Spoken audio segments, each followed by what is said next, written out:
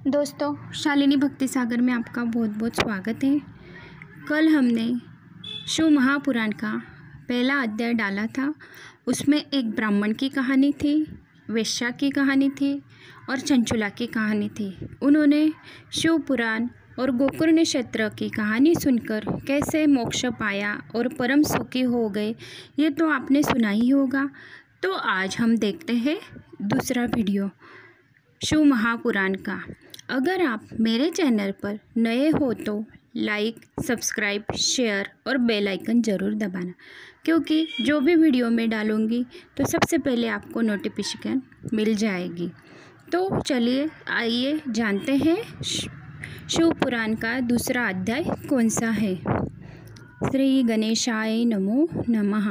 वक्रतुंड महाकाय सूर्यकोटि समप्रभ निर्विघ्नं कुरु मे देव सर्वकार्येषु सर्वदा। ओम नमः शिवाय। हर हर महादेव शंभो। उमा महेश्वराय नमो नमः। उमापतिये नमो नमः। शौनिक बोले, हे सूत जी, आप धन्य हैं, आपने हमें अद्भुत कथा सुनाई है। अब कहिए, चंचुला ने सद्गति पाकर क्या क्या किया और उसके पति को क्या हुआ। मित्रों, मैंने आपको बताया ना कि कल की वीडियो में हमने चंचुला और ब्राह्मण की कहानी बताई थी, तो उसके आगे की ही कहानी है। तो अगर जिसने भी जो भी ये दूसरा वीडियो देखते होंगे तो शालिनी भक्ति सागर चैनल पर शिव पुराण का पहला वीडियो ज़रूर देखना, यानी पहले की कहानी आपको समझ में आ जाएगी। सूत जी बोले, चंचुला एक बार पार्वती जी के पास जाकर हाथ जोड़कर स्तुति करने लगे। हे पार्वती जी, आप स्कंद माता हो, सब सुखों को देने वाली हो, शक्ति रूपिणी हो, तुम आद्य प्रकृति सूक्ष्म हो, सच्चिदानंद रूपा सगुण ब्रह्मा आदि देवों से विसेव्य हो, सृष्टि की स्थित प्रलयकारिणी त्रिशूलया हो, ब्रह्मा विष्णु महेश की परम प्रतिष्ठा करने वाली हो। चंचुला इस प्रकार पार्वती जी के स्तुति कर प्रमोक्ष भाती हुई नतमस्तक होकर मौन हो गई। तब भक्त वत्सला शंकर प्रिया पार्वती जी से प्रसन्न होकर चंचुला से बोले, कहाँ से ये सखी चंचुला, मैं तुम्हारी स्तुति से प्रसन्न हूँ, तो वर माँ, तुम्हारे लिए तो कुछ भी अधेय नहीं है। सूत जी बोले। तब मस्तक झुकाकर चंचुला ने कहा, मैं अपनी पति के गति नहीं जानती, वह अब कहाँ है, मुझे उससे मुक्त करने की कृपा करें। हे दीनवत्सले महादेवी, वह महापापी मुझसे पहले मरा है, न जाने किस गति को प्राप्त है।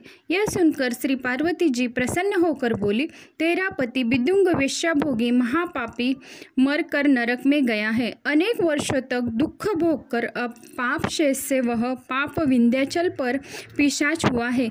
वह वहाँ वायुभोजी अनोखे क्लेश भोग रहा है। मित्रों, ये कहानी शिवलीलामृत कथा सार में विमर्शन राजा की है शायद, तो उसमें भी ये विषय अपना निकला ही हुआ था। तो उसमें भी वो वेश्या यानी यही चंचुला, ये फिर से ये कहानी अपने को शिव पुराण में सुनने को मिल रही होंगी। सूत जी बोले, इस प्रकार पार्वती के वचन सुन चंचुला पति के दुख से बड़ी दुखी हुई। कुछ धैर्य करके पार्वती को प्रणाम करके दुखी मन से वह बोली, हे देवी, कृपा कर दुष्टि पापी मेरे पति का भी उद्धार करो। किस उपाय द्वारा उस पापी की सद्गति हो, कृपा शीघ्र कहे। आपको मेरा नमस्कार है। सूत जी बोले, इस प्रकार सुनकर श्री पार्वती जी ने चंचुला से कहा, यदि तुम्हारा पति शिव पुराण की कथा सुन ले तो उसे भी सद्गति मिल जाएगी। इस प्रकार गौरी जी के वचन सुनकर चंचुला बार बार प्रणाम करने लगी। अपने पति के सब पापों को विशुद्धि के लिए एवं सद्गति के लिए कथा के अर्थ प्रार्थना करने लगी। सूत जी बोले, जब उस नारी ने बार बार प्रार्थना की तो परम कृपालु भक्त वत्सला पार्वती जी को दया आ गई। तब उन्होंने शिव कीर्ति को गायन करने वाले तुमरु गंधर्व को बुलाकर कहा, हे तुमरु, मेरा वचन मानकर इस स्त्री के साथ विंध्याचल शीघ्र जाओ, तुम्हारा कल्याण हो जाएगा। वहाँ एक भयंकर पिशाच रहता है, उसका वृत्तांत आदि मैं तुमको सुनाती हूँ। पिछले जन्म में वह बिंदुक नामक ब्राह्मण मेरी सखी इस नारी का पति था। वो दुष्ट तथा वेश्या का पति स्नान, संध्या, क्रिया आदि से वह हीन, अशुद्ध, क्रोधी, दुर्भुक्षी, व्यभिचारी, सज्जनों को द्वेष करने वाला था। हिंसक, शस्त्रधारी, बाएं हाथ से खाने वाला, दीनों को दुख दाता, क्रूर, पराये घरों में आग लगाने वाला, चांडालों के साथ प्रेम करने वाला, वेश्यागामी, अपनी पत्नी को त्यागने वाला, दुष्ट संगी महापापी था।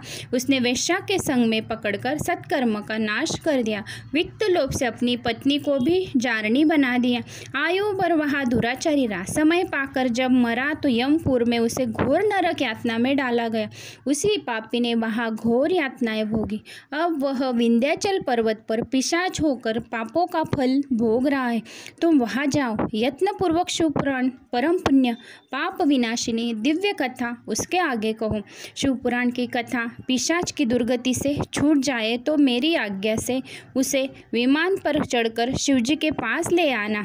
सूत जी बोले। जब ऐसा पार्वती जी ने कहा तब चंचुला तुमरू के साथ विमान पर चढ़कर विंध्याचल पर्वत पर पहुंची।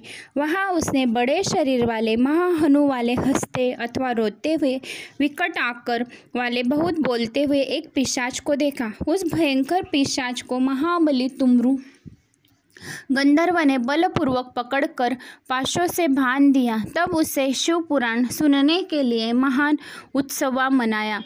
तब उत्सव से यह प्रसिद्ध हो गया कि देवी की आज्ञा से पिशाच को तारने के लिए तुमरू गंधर्व विंध्याचल पर्वत पर शिव पुराण की कथा करने वाले हैं। सब लोगों को महान कोलाहल हुआ। कथा सुनने के लिए देवर्षिगण वहाँ शीघ्र पहुँच गए।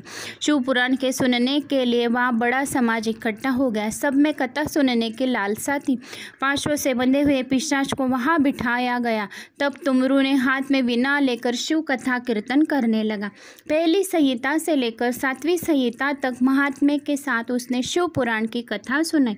सारे श्रोतागण 7 संहिता वाले संपूर्ण शिव पुराण को सुनकर कृतार्थ हो गए। वह पिशाच भी पुण्य रूप शिव पुराण को सुनकर सब पापों से मुक्त हो गया और पिशाच शरीर त्याग कर दिव्य रूप प्राप्त हुआ। उसकी पत्नी को देखकर सारे देवर्षि विस्मित हुए और आनंदित हुए और प्रसन्न होकर शंकर यश गाते गाते अपने लोक में गए। बिंदुक भी विमान पर चढ़कर दिव्यात्मा अपनी पत्नी के साथ शोभामयान हुआ। श्री शंकर के गुण गाता तुमरू के साथ शंकर लोक में गया। श्री पार्वती जी के साथ शंकर भगवान ने उसका आदर किया और उसे अपना गण बना लिया और उसकी पत्नी की गौरी जी को अपनी सखी बना लिया। उस परमानंद ज्योति स्वरूप सनातन लोक में उसे अचल निवास प्राप्त हुआ। यह इतिहास पाप विनाशक, पुण्यदायक, निर्मल, भक्तिवर्धक, शिव संतुष्टि कारक है। जो इस इतिहास को भक्तिपूर्वक सुनता एवं कीर्तन करता है वो इस लोक में भोगों को भोगकर अनंत मुक्ति को पाता है। शौनक ऋषि बोले, हे प्रभु सूत जी, आप परम श्रेय है, बुद्धिमानी, गुणी तथा भगवान वेद व्यास के शिष्य। कृपा कर शिव पुराण के श्रवण का विधान भी कहिए, विधान सुनाइए जिससे श्रोतागण संपूर्ण फल प्राप्त कर सके। सूत जी बोले, हे शौनिका जी, आप संपूर्ण फल की प्राप्ति के लिए शिव पुराण का श्रवण का विधान सुनिए। श्रोता स्वजनों से मिलकर ज्योतिष्य को बुलाकर शुद्ध मुहूर्त शुद्धवाइए, उसके अनुसार देश देश के पत्र भेजे। यहाँ शैव कथा होने वाली है। अंत शुभवर्ती सज्जनों को शीघ्र पहुँचना चाहिए। शिव तथा कीर्तन के प्रेमी सज्जनों को दूर दूर से आदरपूर्वक बुलाना चाहिए। आए हुए सज्जनों को आदर करें। शिवालय, तीर्थ, वन अथवा घर में से सही शिव पुराण का श्रवण उत्तम स्थल बनवाए। पृथ्वी को शुद्ध करके लिपे, दांतों से शोभित करें। महान उत्सव के लिए वहाँ दिव्य रचना करें। घर की बेकार चीज़ों को वहाँ से हटाकर किसी कोने में रख दे।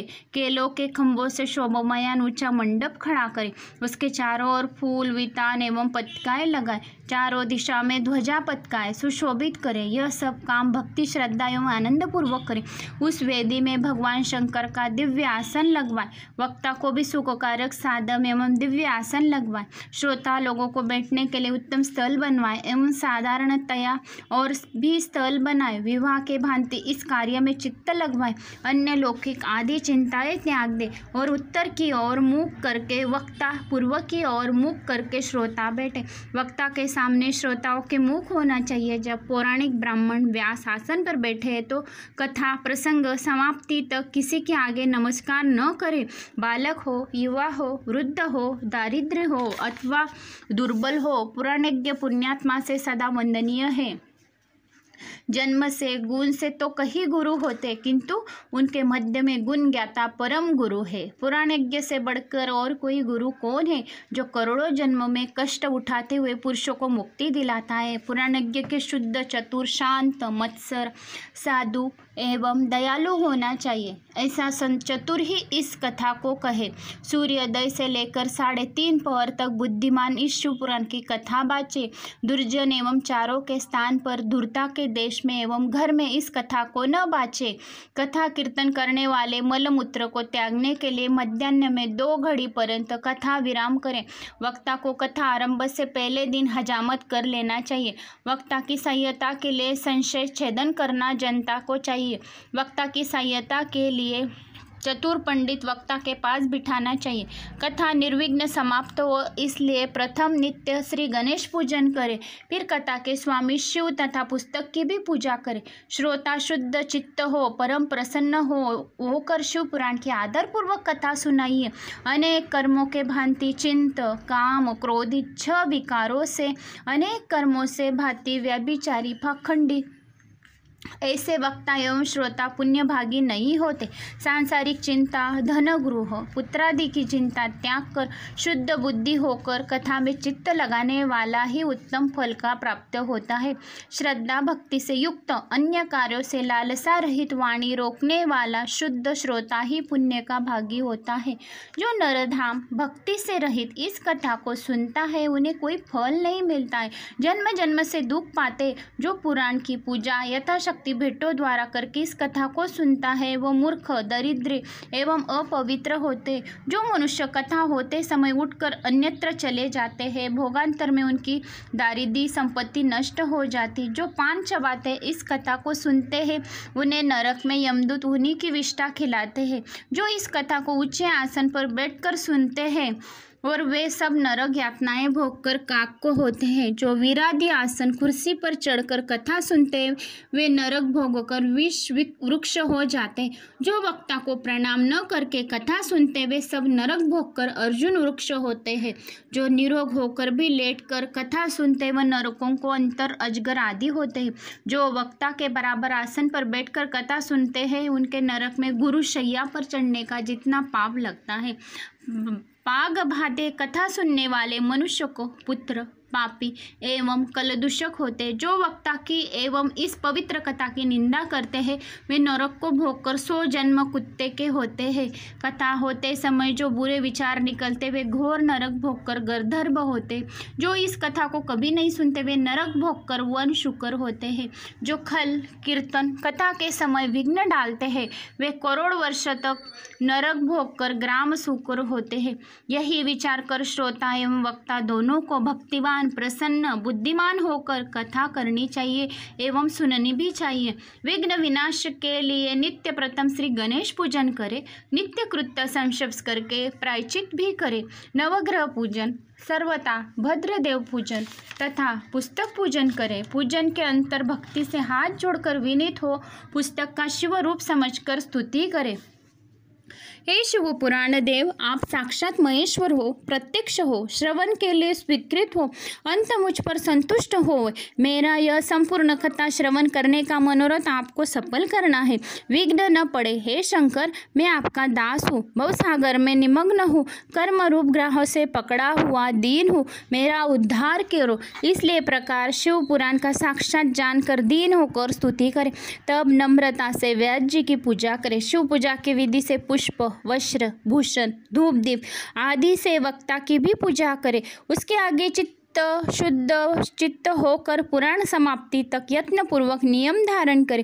वक्ता को प्रार्थना करें कि आप शिव शास्त्र विशारद परम ज्ञानी श्री व्यास रूप में हो। इस कथा का प्रकाश से मेरा अज्ञान दूर करो। शिव पंचार्ण मंत्र के जप के लिए 5 ब्राह्मण का वर्ण करो।